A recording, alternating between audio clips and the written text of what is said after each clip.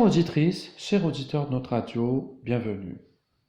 Radio des Sans-Voix célèbre le 72e anniversaire de la Déclaration des droits de l'homme et vous propose un portrait d'une femme à laquelle revient cet honneur. Eleanor Roosevelt. C'est moi la voix. Non, c'est moi la voix. Non, c'est moi la voix.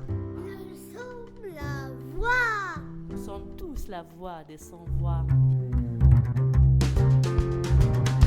La Journée mondiale des droits de l'homme est célébrée chaque année le 10 décembre, jour d'anniversaire de l'adoption par les Nations Unies de la Déclaration universelle des droits de l'homme, Magna Carta, 10 décembre 1948. Eleanor Roosevelt, défenseur des droits de l'homme, née le 10 décembre 1884 à New York. Elle épouse Franklin Delano Roosevelt en 1933 en tant que première dame.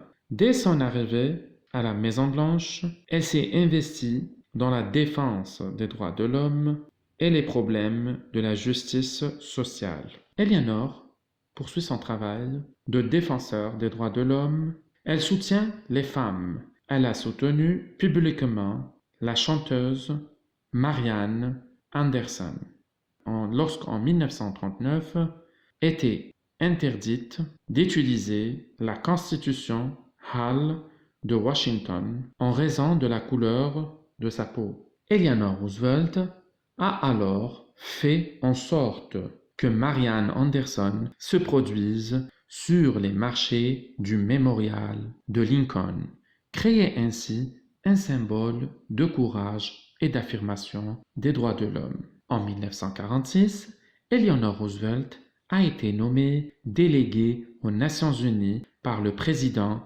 Harry Truman. À la tête de la Commission des droits de l'homme, elle a joué un rôle décisif dans la formulation de la Déclaration universelle des droits de l'homme qu'elle a soumise à l'Assemblée générale des Nations unies. Appelée première dame du monde par le président Truman pour ses accomplissements humanitaires de toute une vie, Eleanor Roosevelt travailla jusqu'à la fin de sa vie pour obtenir l'acceptation et le respect des droits énoncés dans la Déclaration. L'héritage de ces mots et de son œuvre apparaît dans les constitutions de nombreux pays et dans le dispositif juridique international qui protège maintenant les droits des hommes et des femmes dans le monde entier.